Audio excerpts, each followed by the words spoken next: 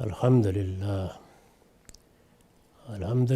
رب العالمین والصلاة والسلام علی محمد الامین اعوذ باللہ من الشیطان الرجیم بسم اللہ الرحمن الرحیم۔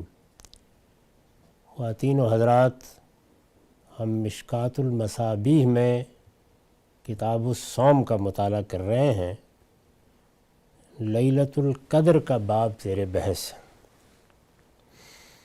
سیدہ عائشہ ام المومنین کی روایت ہے، وہ فرماتی ہیں، قلت یا رسول اللہ ارأیت ان علمت ای لیلۃ لیلۃ القدر ما اقول فیہا۔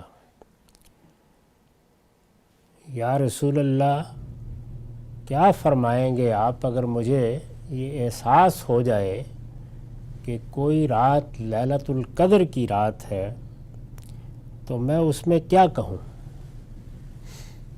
آپ نے فرمایا، قولی اللہم انک عفو تحب العفو فاعف عنی۔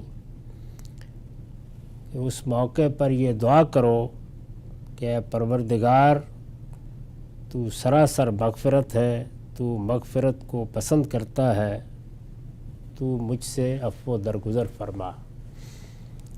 یہ بہت پاکیزہ دعا ہے۔ رسول اللہ صلی اللہ علیہ وسلم نے اس غیر معمولی رات میں بھی اسی کی تلقین کی ہے، یعنی لیلۃ القدر میں۔ ہم اس سے پہلے یہ عرض کر چکے ہیں کہ اللہ تعالیٰ نے بتایا ہے کہ یہ رات 1000 مہینوں سے بہتر ہے۔ یہ بتایا ہے کہ اس میں فرشتے اترتے ہیں، روح الامین کا نزول ہوتا ہے۔ یہ بتایا ہے کہ یہ رات لیلۃ مبارکہ ہے، برکت والی رات ہے۔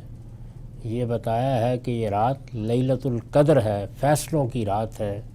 اس کی بڑی عظمت بیان کی گئی ہے۔ اس میں بھی اللہ کے رسول نے جس چیز کی تلقین کی وہ یہ ہے۔ یہ اصل میں بندے کی عاجزی کا آخری اظہار ہے۔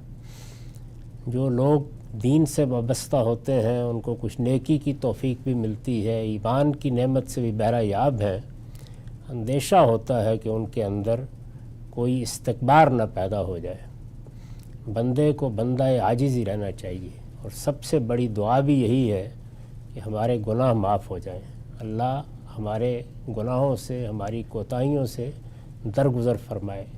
یہ حقیقت ہے کہ انسان زندگی کی جس آزمائش میں ڈالا گیا ہے اس میں ہر طرح کے گناہ ہو جاتے ہیں، ہر طرح کی کوتاہیاں ہو جاتی ہیں۔ انسان پر جذبات کا غلبہ ہو جاتا ہے، شہوات کا غلبہ ہو جاتا ہے۔